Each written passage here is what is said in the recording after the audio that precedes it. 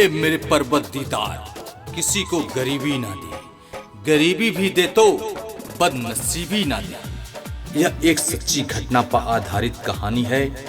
हाय रे गरीबी, न जाने किसको कहां ले जाती है। गरीबी के कारण न जाने कितनों को माँ से बेटा को दूर कर देती है, पत्नी को पति से, भाई को बहन से। आइए इस कहानी को देखिए, आपके दिलों को झकझोर देगी।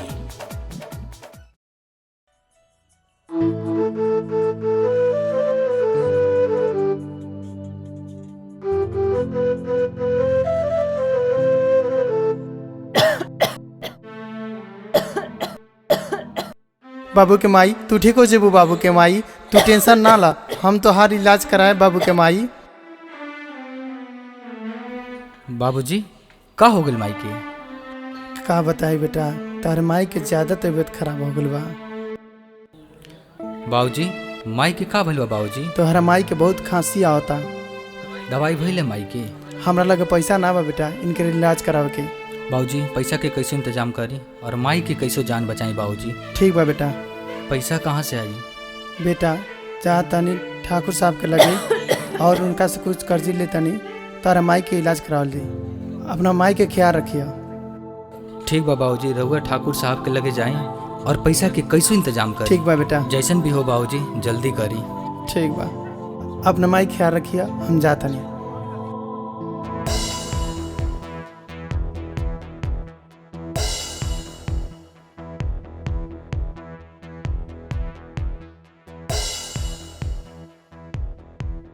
रुकी रुकी ठाकुर साहब। नमस्ते ठाकुर साहब, हमरा मलकान के बहुत तबीयत खराब बा, रहुआ कुछ कर्जी दे देती, हम अपना मलकान के इलाज करा लेती। ना ना, पैसा ना दे पाई। अरे ठाकुर साहब ऐसा ना कहीं, हमार बड़का बेटा चाहिए तो बाहर से कमाई है तो रुपये पाई चुका दिए। कहाँ से हमरा का पैसा देबा? अरे ठाकुर साहब न तोहरे खेत बा न कुछ बा, नालायक लेकर तोहर लड़का घूमता, तू हमरा के पैसा कहाँ से देबा? ठाकुर साहब हमारे बाबू जाइए बाहर, कमाई है तो रुपये पाई दे दे ठाकुर साहब। ना ना ना ना। अरे ठाकुर साहब दे दी, ठाकुर साहब दे दी, बड़ी मजबूर बाड़ी ठाकुर साहब दे दी। घर के कागजात बा? ना ठाकुर साहब ना बा। घर के कागजात लाई और पैसा ले जाई। ना ठाकुर साहब। ना ना, हम ना दे पाई। तोहर लड़का नालायक जैसन घूमता, कहाँ से देबा पैसा? मर्जी है सरकार। हे ठाकुर साहब।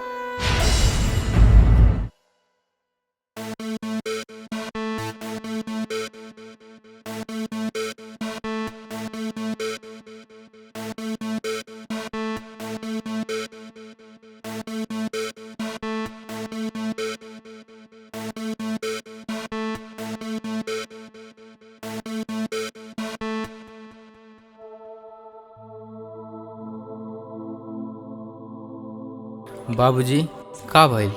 अरे बेटा का बताई, बेटा ठाकुर साहब तो पैसा ना देनी है। का कहनी है? ठाकुर साहब कुछ कहनी का आपके? ना बेटा, ठाकुर साहब ये कहला हमरा लगे पैसा ना हो पाई, हम तो पैसा ना दे पाए। तू घबरा ना बाबूजी, हम जाता नहीं कमाए, अभी जाता नहीं शहर में कोनो नौकरी खोजे बाबूजी। ठीक बा बेटा। 2 रुपया खोज के माई के दवाई करें बाबूजी। ठीक बा बेटा, तू बाहर जा बाबूजी। ठीक बा बेटा, तोहर माई के इलाज कराल बहुत जरूरी बा, तू चल ले बा। लेकिन क्या करी बेटा, बड़ी मजबूरी बा। रोई ना बाबूजी, हम अभी जाता नहीं शहर। ठीक बा बेटा, तू चल जा।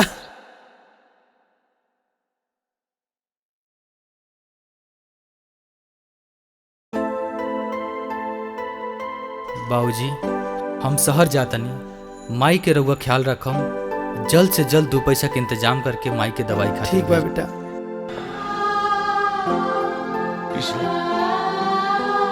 अपन ख्याल रखिए बेटा। ठीक बा बाबूजी।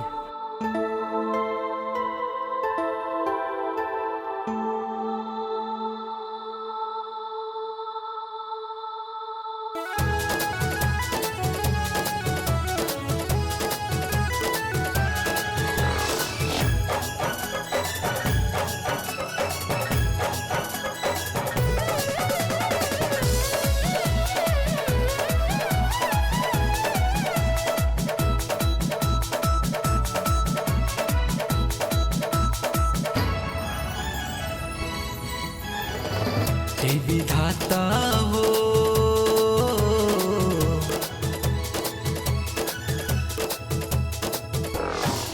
हे विधाता हो,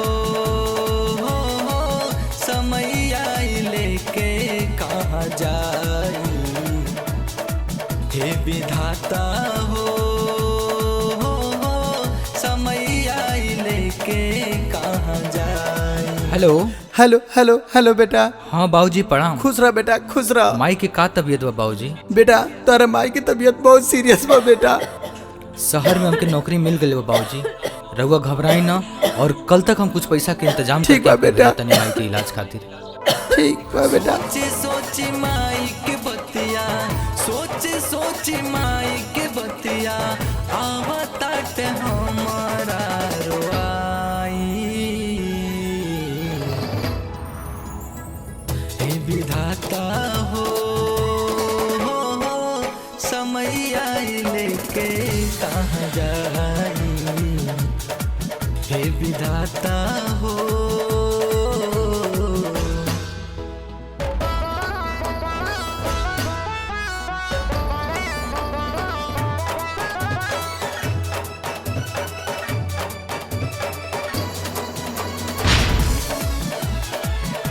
माई बाप जैसन केहू करी ना प्यार हो, गरीबी के कारण छूटल घरवा दुआर हो। डॉक्टर साहब हमरा के पैसा के बहुत जरूरी बा, और आज हम अपन खून बेचे आइल बानी आपके लगे डॉक्टर साहब। ऐसी कौन सी मजबूरी है जो आप अपना ब्लड बेचने आए हैं? डॉक्टर साहब माई के बहुत तबीयत खराब बा डॉक्टर साहब, और घर में 1 रुपया नहीं बा कि माई के इलाज करा पाए डॉक्टर साहब। अच्छा ठीक है, चलिए। ठीक बा डॉक्टर साहब। माई बाप जैसन केहू करी ना प्यार हो, गरीबी के कारण छूटल घरवा दुआर हो। कैसन विपत्तिया हमके दिहल विधाता, हमरा से दुखवाई अब सहल ना सहाता।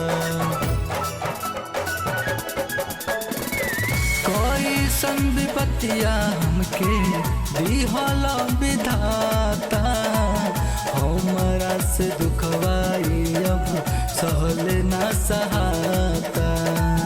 हमरा से दुखवाई अब सहल ना सहाता।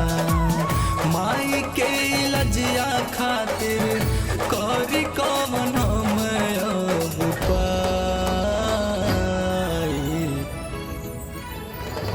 हे विधाता हो, समय आई लेके कहाँ जाई। हे विधाता हो, समय आई लेके कहाँ जाई।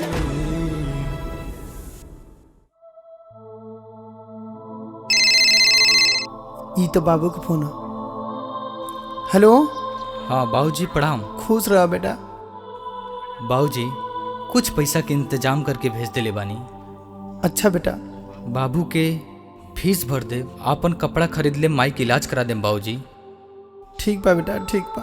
कहे कि अब हमके लगत है कि हमार उनके फैक्ट्री बंद हो जाई बाबूजी।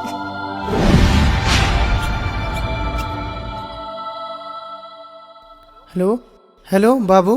हेलो बाबू। हेलो हेलो बाबू। देखा तड़ू बाबू कहता कि हमार खून के फैक्ट्री कबो बंद हो सकेला। लागता कि बाबू की फैक्ट्री बंद हो गई।